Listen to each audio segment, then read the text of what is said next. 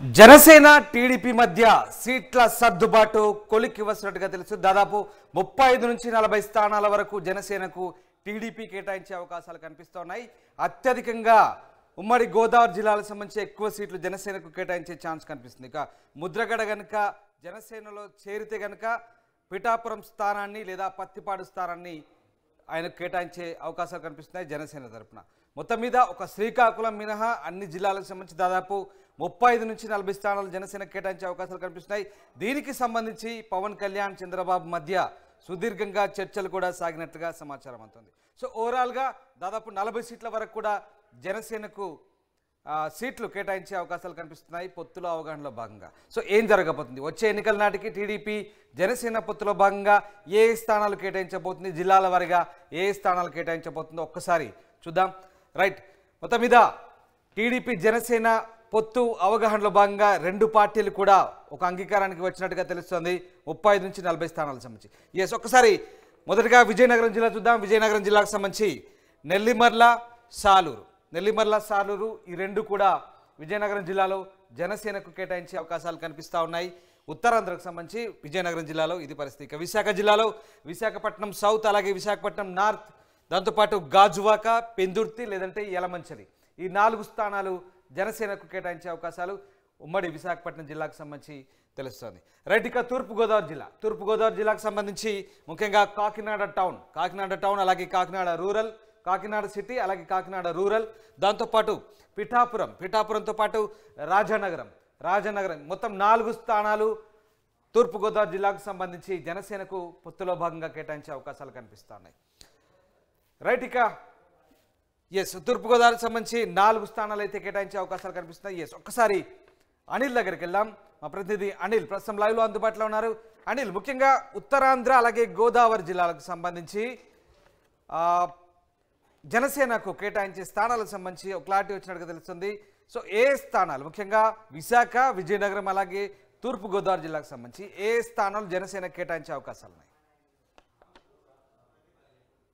ప్రస్తుతం రాజకీయ వర్గాల్లో చాలా హాట్ టాపిక్ గా ఉన్నటువంటి అంశం తెలుగుదేశం పార్టీ, జనసేన రెండు పార్టీలకు సంబంధించినటువంటి పొత్తు, సీట్ల సర్దుబాటు అనేది ఏపీ రాజకీయాల్లో చాలా హాట్ టాపిక్ గా మారిందని చెప్పాలి రామదాస్. ఎందుకంటే సంక్రాంతి వచ్చింది, ఉమ్మడి నేతలు కలిసి సంక్రాంతి సంబరాలు చేసుకుంటున్నటువంటి నేపథ్యంలోనే సీట్ల సర్దుబాటు వ్యవహారం కూడా కొలికి వచ్చినట్టుగా తెలుస్తుంది. రాష్ట్ర వ్యాప్తంగా ఒక్క శ్రీకాకుళం జిల్లా మినహా అన్ని జిల్లాల్లో కూడా ఉమ్మడి జిల్లాల నుంచి దాదాపుగా 35 నుంచి 40 సీట్లు జనసేనకు కేటాయించే అవకాశం ఉన్నట్లుగా, అందుకు అనుగుణంగా ఇద్దరి మధ్య ఒప్పందం కూడా జరిగినట్టుగా మనకు సమాచారం అందుతుంది. ప్రధానంగా ఇటు శ్రీకాకుళం జిల్లాకి ఒక్క సీటు కూడా జనసేనకు కేటాయించడం లేదు. ఎందుకంటే శ్రీకాకుళం జిల్లాలో ఇప్పటికే తెలుగుదేశం పార్టీకి సంబంధించినటువంటి అభ్యర్థులంతా కూడా గ్రౌండ్ వర్క్ చేసుకుంటున్నటువంటి నేపథ్యంలోనే జనసేన పార్టీ నేతలు అంత ప్రభావం చూపలేరనేది వారిద్దరి మధ్య ఉన్నటువంటి ఒడంబడిక అని చెప్పాలి. అలాగే ఇటు విజయనగరం జిల్లాకు సంబంధించి ఒకసారి మనం చూస్తే నెల్లిమర్ల నియోజకవర్గం టికెట్ జనసేన పార్టీ ఆశిస్తోంది. ఎందుకంటే కాపు ఓటర్లు పెద్ద ఎత్తున ఉంటారు కనుక అక్కడ గెలుపోవటంలో డిసైడ్ చేసేది కూడా కాపు సామాజిక వర్గానికి చెందిన ఓటర్లే కనుక జనసేన పార్టీకి కాపు ఓటర్లు అండగా ఉంటారని మొదటి నుంచి ఇరు పార్టీలు భావిస్తున్నటువంటి నేపథ్యంలోనే నెల్లిమర్ల టికెట్ జనసేన పార్టీకి కేటాయించాలని జనసేన పార్టీ ఇప్పటికే కోరినటువంటి నేపథ్యంలో తెలుగుదేశం పార్టీ కూడా అంగీకారం తెలిపినట్టుగా తెలుస్తోంది. అయితే స్పష్టంగా ప్రకటించాల్సి ఉంది. మరోవైపు కూడా జనసేన పార్టీ టికెట్ కేటాయించాలని చెప్పి కోరినటువంటి నేపథ్యంలోనే ఇద్దరి మధ్య ఒప్పందం కుదిరినట్టుగా తెలుస్తోంది. విజయనగరం జిల్లా నుంచి ఈ 2 స్థానాల్లో జనసేన పార్టీ అభ్యర్థులు బరిలో ఉండే అవకాశం ఉన్నట్టుగా తెలుస్తోంది. అయితే ఫైనల్ గా కూడా ఇంకా ప్రకటించాల్సి ఉంది. మరోవైపు చూసుకున్నట్లయితే ఉమ్మడి విశాఖపట్నం జిల్లాలో ఇప్పటికే చాలా మంది అసమ్మతి నేతలు కావచ్చు, వైఎస్ఆర్ కాంగ్రెస్ పార్టీలో అసంతృప్తితో ఉన్నటువంటి నేతలు, ఎమ్మెల్సీ వంశీకృష్ణ శ్రీనివాస్ వంటి నేతలు కూడా ఇప్పటికే జనసేన పార్టీలో చేరి టికెట్ కూడా ఆశిస్తున్నటువంటి నేపథ్యంలోనే విశాఖపట్నం జిల్లా నుంచి ఎవరికి జనసేన పార్టీ టికెట్లు కేటాయిస్తుంది, ఎన్ని అసెంబ్లీ సెగ్మెంట్ల నుంచి జనసేన అభ్యర్థులు బరిలో ఉంటారనే చర్చ పెద్ద ఎత్తున నడుస్తున్నటువంటి నేపథ్యంలోనే మనం చూసుకున్నట్లయితే గనక విశాఖపట్నం సౌత్ నియోజకవర్గానికి సంబంధించి జనసేన పార్టీ అభ్యర్థిని బరిలో ఉంచే ఆలోచన చేస్తుంది జనసేన పార్టీ. మరోవైపు విశాఖపట్నం నార్త్, ప్రస్తుతం తెలుగుదేశం పార్టీ నుంచి విశాఖపట్నం నార్త్ నుంచి మాజీ మంత్రి గంటా శ్రీనివాసరావు ప్రాతినిధ్యం వహిస్తున్నారు, సిట్టింగ్ ఎమ్మెల్యేగా ఉన్నారు. ఆ స్థానంలో జనసేన అభ్యర్థి పోటీ చేసే అవకాశం ఉన్నట్టుగా మనకు తెలుస్తుంది. ప్రధానంగా గతంలో గాజువాక నుంచి జనసేన అధ్యక్షుడు పవన్ కళ్యాణ్ పోటీ చేసి ఓడిపోయారు. గాజువాక నుంచి మళ్ళీ జనసేన పార్టీ అభ్యర్థినే రంగంలోకి దింపేందుకు జనసేన పార్టీ యోచిస్తుంది. అందుకు అనుగుణంగా రెండు పార్టీల మధ్య ఒప్పందం కూడా కుదిరినట్టుగా తెలుస్తుంది. మరోవైపు పెందుర్తి లేదా యలమంచిలి ఈ రెండు నియోజకవర్గాలు చాలా కీలకం. ఎందుకంటే వైఎస్ఆర్ కాంగ్రెస్ పార్టీ నుంచి జనసేన పార్టీలో చేరినటువంటి మాజీ ఎమ్మెల్యే పంచకర్ల రమేష్ బాబు ఈ రెండు స్థానాల్లో ఏదో ఒక స్థానం నుంచి పోటీ చేసే అవకాశం ఉన్నట్టుగా తెలుస్తా ఉంది. పెద్ద ఎత్తున ఇప్పటికే చర్చలు కూడా నడుస్తా ఉన్నాయి. పెందుర్తి నియోజకవర్గంలో ఆయన గ్రౌండ్ వర్క్ కూడా చేసుకుంటున్నారు. ఖచ్చితంగా పెందుర్తి నియోజకవర్గం నుంచి పోటీ చేస్తానని చెప్తున్నారు. ఇలా చూసుకున్నట్లయితే కనుక ఇప్పటికే అభ్యర్థులంతా కూడా సిద్ధంగా ఉన్నారు. అయితే ఇరు పార్టీల మధ్య ఒప్పందం కూడా దాదాపుగా ఖరారైనట్టుగా తెలుస్తోంది. 35 నుంచి 40 సీట్లు జనసేన పార్టీ అభ్యర్థులు పోటీ చేసే అవకాశం ఉన్నట్టుగా తెలుస్తుంది. మరోవైపు ఉమ్మడి తూర్పుగోదావరి జిల్లా విషయానికి వస్తే కనుక పెద్ద ఎత్తున ఉమ్మడి తూర్పుగోదావరి జిల్లాలో సీట్లు కేటాయించే అవకాశం అయితే స్పష్టంగా కనబడుతోంది.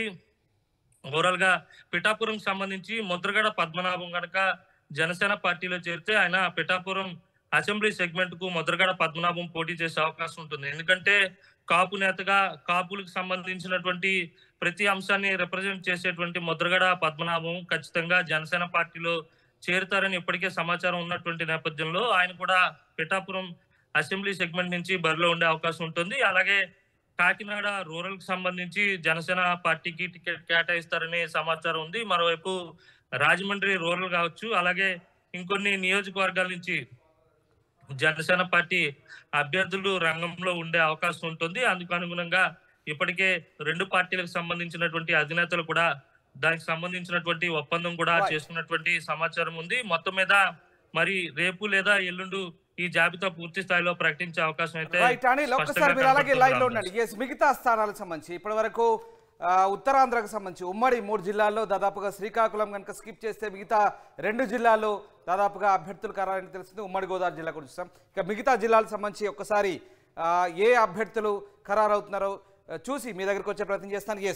మరొకసారి ఉమ్మడి గోదావరి జిల్లాకు సంబంధించి పశ్చిమ గోదావరిలో తాడేపల్లిగూడెం, అలాగే ఉంగుటూరు, ఏలూరు ఈ 3 స్థానాలు కూడా జనసేనకు కేటాయించే అవకాశాలు కనిపిస్తున్నాయి. పొత్తుల్లో భాగంగా తాడేపల్లిగూడెం, ఉంగుటూరు, ఏలూరు ఈ 3 స్థానాలను కూడా జనసేనకు ఇచ్చేందుకు టీడీపీ సుముఖత వ్యక్తం చేసినట్టుగా తెలుస్తుంది. ఇది పశ్చిమ గోదావరి జిల్లాకు సంబంధించి.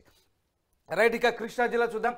కృష్ణా జిల్లాకు సంబంధించి అవనిగడ్డ, పెడన, అలాగే విజయవాడ వెస్ట్, విజయవాడ ఈస్ట్. కృష్ణా జిల్లాకు సంబంధించి విజయవాడ కార్పొరేషన్ ముఖ్యంగా వెస్ట్ ఈస్ట్ 2 సీట్లు, అలాగే అవనిగడ్డ దాంతోపాటు పెడన 4 స్థానాలు పొత్తులో భాగంగా జనసేనకు కేటాయించేందుకు టీడీపీతో అవగాహన కుదిరినట్టుగా తెలుస్తుంది. ఇది కృష్ణా జిల్లాకు సంబంధించి. గుంటూరు జిల్లాలో ఉమ్మడి గుంటూరు జిల్లాలో తెనాలి, అలాగే పత్తిపాడు, గుంటూరు వెస్ట్ కొంచెం డౌట్గా ఉంది. అలాగే నరసరావుపేట కూడా సగం ఛాన్సెస్ ఉన్నాయి, 50-50 ఛాన్సెస్ ఉన్నాయి. మొత్తం మీద తెనాలి, ఎందుకంటే ఇక్కడ నాదెండ్ల మనోహర్ చాలా కీలకమైన నేత, అక్కడ ఆయన పోటీ చేసే ఛాన్సెస్ చాలా క్లియర్గా కనిపిస్తున్నాయి. అది ఉమ్మడి గుంటూరు జిల్లాకు సంబంధించి. ఇక ప్రకాశం జిల్లా చూద్దాం. ప్రకాశం జిల్లాకు సంబంధించి చీరాల, దర్శి, గిద్దలూరు ఈ 3 స్థానాలు కూడా పొత్తులో భాగంగా జనసేనకు కేటాయించేందుకు టీడీపీ దాదాపుగా సూత్రప్రాయంగా అంగీకరించినట్టుగా తెలుస్తుంది. ఇక నెల్లూరు జిల్లాలో ఉదయగిరి స్థానం, 1 స్థానం మాత్రమే జనసేనకు కేటాయించే అవకాశాలు అయితే కనిపిస్తూ ఉన్నాయి. దాంతోపాటు ఇక రాయలసీమ తీసుకుందాం. రాయలసీమ సంబంధించి అనంతపురం, గుంతకల్లు, అలాగే ధర్మవరం లేదంటే పుట్టపర్తి ఈ 3 స్థానాలు. అనంతపురం, గుంతకల్లు, ధర్మవరం లేదా పుట్టపర్తి ఏవైనా 3 స్థానాలు మాత్రమే ఇక్కడ జనసేన కేటాయించే అవకాశాలు కనిపిస్తున్నాయి. మరొక కీలకమైన జిల్లా కర్నూలులో ఆళ్లగడ్డ, ఆదోని ఈ 2 నియోజకవర్గాలకు సంబంధించి జనసేనకు పొత్తులో భాగంగా అవగాహనలో కేటాయించే అవకాశం ఉంది. ఆళ్లగడ్డ, ఆదోని ఇప్పటికే ఆళ్లగడ్డలో భూమా అఖిలప్రియ ఉంది. అయితే ఏం జరుగుతుందని చూడాలి టీడీపీ తరపు నుంచి. సో కడప జిల్లాకు సంబంధించి కడప అలాగే రాజంపేట ఈ 2 స్థానాలు కూడా జనసేనకు కేటాయించే అవకాశాలు కనిపిస్తూ ఉన్నాయి. ఇది కడప జిల్లా సంబంధించి. చిత్తూరు జిల్లా సంబంధించి తిరుపతి, చిత్తూరు, అలాగే మదనపల్లి. తిరుపతి, చిత్తూరు, మదనపల్లి ఈ 3 స్థానాలు కూడా పొత్తులో భాగంగా అవగాహనకు వచ్చినట్టుగా తెలుస్తుంది. దాదాపుగా సూత్రప్రాయంగా తెలుగుదేశం పార్టీ జనసేనకు ఇచ్చేందుకే అంగీకరించినట్టుగా తెలుస్తుంది. మరొకసారి అనిల్ దగ్గరికి వెళ్దాం. అనిల్, ఒకసారి మనం ఇందాక 3 జిల్లాలు చూసాం ఉమ్మడి జిల్లాలకు సంబంధించి. ఇక అలాగే ఉభయ గోదావరి జిల్లాలకు సంబంధించి పశ్చిమ గోదావరితో పాటు ఇటు రాయలసీమ, అలాగే మిగతా ప్రాంతాలైనటువంటి కృష్ణా జిల్లా మొదలుకొని దాదాపు నెల్లూరు వరకు ఏ స్థానాలు ఇందాక మనం చెప్పుకున్న స్థానాలే దాదాపుగా సూత్రప్రాయంగా అంగీకారానికి వచ్చినట్టు తెలుస్తున్నాయి. ఇవన్నీ కూడా ఖాయమైనా ఇంకేమైనా మార్పులు చేర్పులు ఉండే అవకాశాలు కనిపిస్తున్నాయి అనిల్? ఖచ్చితంగా తుది జాబితా ప్రకటించే లోపు మార్పులు చేర్పులు ఉండే అవకాశం అయితే స్పష్టంగా కనపడుతుంది. అయితే సూత్రప్రాయంగా ఇప్పటికే అభ్యర్థులు ఎక్కడైతే బలంగా ఉన్నారో ఆ టికెట్లను జనసేన అడిగిన మేరకు ఇరు పార్టీల మధ్య ఒప్పందం కూడా కుదిరినట్టుగా తెలుస్తోంది. ఇటు ప్రధానంగా తూర్పు పశ్చిమ గోదావరి జిల్లాల మీదే జనసేన పార్టీ పెద్ద ఎత్తున ఫోకస్ పెట్టింది. ఎందుకంటే కాపు ఓటర్లు జనసేన పార్టీకి అండగా ఉంటారని, ఆ పార్టీకి ఎక్కువ మెజార్టీ ఓట్లన్నీ కూడా జనసేన పార్టీ అభ్యర్థులకే పోలవుతాయని జనసేన పార్టీతో పాటు తెలుగుదేశం కూడా భావిస్తున్నటువంటి నేపథ్యంలోనే తూర్పు పశ్చిమ గోదావరి జిల్లాల్లో పెద్ద ఎత్తున సీట్లు ఆశించినటువంటి నేపథ్యంలో ఇందాక మీరు చెప్పినట్టుగా రామదాస్, పశ్చిమ గోదావరి జిల్లా నుంచి చూసుకున్నట్లయితే గనక తాడేపల్లి గూడెం నుంచి ప్రస్తుతం మంత్రి కొట్టు సత్యనారాయణ ప్రాతినిధ్యం వహిస్తున్నారు. కాపు కాన్స్టిట్యున్సీ అది. ఆ కాన్స్టిట్యున్సీలో ఖచ్చితంగా ఇటు విజయం సాధించే దిశగా జనసేన పార్టీ నుంచి అభ్యర్థిని రంగంలోకి దింపేందుకు ఇరు పార్టీలు సిద్ధమైనట్టుగా తెలుస్తుంది. మరో నియోజకవర్గం ఉంగుటూరు, ప్రస్తుతం పుప్పాల వాసుబాబు అక్కడి నుంచి ఎమ్మెల్యేగా ప్రాతినిధ్యం వహిస్తున్నారు. అది కూడా కాపు కాన్స్టిట్యున్సీ. ఇలా చూసుకున్నట్లయితే కనుక కాపు సామాజిక వర్గం ఎక్కడైతే కీలకంగా ఉంటుందో ఆయా నియోజకవర్గాల నుంచి జనసేన పార్టీ అభ్యర్థులను రంగంలోకి దింపేందుకు ఇప్పటికే దాదాపుగా జాబితాను సిద్ధం చేశారు. అయితే 1-6 మార్పులు చేర్పులు ఉంటే ఉండొచ్చు కానీ దాదాపుగా 35 నుంచి 40 స్థానాలు ఇప్పుడు మనం ఏవైతే చెప్పినటువంటి జిల్లాల వారీగా స్థానాలను, అసెంబ్లీ సెగ్మెంట్లను మనం చెప్పామో దాదాపుగా ఆ సెగ్మెంట్ల అన్నింటిలో కూడా ఉమ్మడి పార్టీ అభ్యర్థిగా జనసేన పార్టీ అభ్యర్థులే ఉండబోతున్నారు అనేది స్పష్టంగా కనబడుతోంది. ఇప్పటికే రెండు పార్టీల మధ్య అంగీకారం ఒప్పందం కూడా కుదిరినట్టుగా తెలుస్తుంది.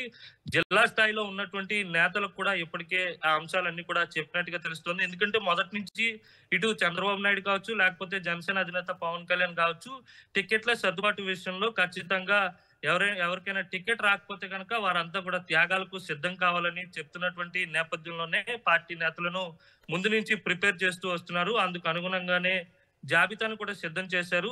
2 రోజుల్లో ప్రకటించే అవకాశం ఉన్నట్టుగా తెలుస్తుంది. ఏదేమైనప్పటికీ కూడా తెలుగుదేశం, జనసేన ఈ రెండు పార్టీలకు సంబంధించి అభ్యర్థుల జాబితా అంటే జనసేనకు ఎన్ని సీట్లు ఇస్తారు, ఏ అభ్యర్థి ఎక్కడి నుంచి పోటీ చేస్తారు, ఏ సెగ్మెంట్ల నుంచి జనసేన ఎన్నికల బరిలో ఉంటుందనేది రాజకీయ వర్గాల్లో పెద్ద ఎత్తున చర్చ నడుస్తున్నటువంటి నేపథ్యంలోనే తాజాగా ఈ జాబితాను చూస్తే గనక స్పష్టంగా ఒక క్లారిటీ అయితే వచ్చే అవకాశం అలాగే అంటే 2 విధాలుగా ఇక్కడ అంటే టీడీపీ జనసేనకు పొత్తులో భాగంగా కేటాయించే స్థానాల్లో టీడీపీ సీనియర్లు ఎవరైతే ఉన్నారో సపోజ్ ఆళ్లగడ్డ ఉంది, భూమా అఖిలప్రియ మాజీ మంత్రిగా చేశారు. అక్కడ కొంత తన ప్రత్యర్థులు కూడా ఎదుర్కొని చాలా గట్టిగా ఆమె ఫైట్ చేస్తున్న పరిస్థితి.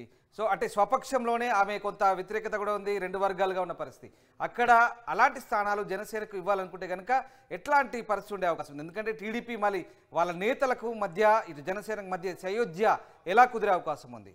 అండ్ రెండవది, ఉద్దానం లాంటి ప్రాంతంలో జనసేన అధినేత పవన్ కళ్యాణ్ చాలా గట్టిగా పనిచేశారు. అక్కడ కిడ్నీ బాధితుల కోసం చాలా పెద్ద ఎత్తున పోరాటం చేసిన పరిస్థితి. ఒక రకంగా చెప్పాలంటే జనసేన అక్కడి నుంచే ఒక ఊపు అందుకున్న పరిస్థితి. సో అలాంటి చోట్ల ఎందుకు శ్రీకాకుళం లాంటి జిల్లాలో జనసేనకు పార్టీ ఎందుకు స్కిప్ చేయబోతుంది? ఒకవేళ అక్కడికి సంబంధించి ఇంకా క్లారిటీ రావాల్సి ఉందా, లేదా ఇదే ఫైనల్ అనుకోవచ్చు?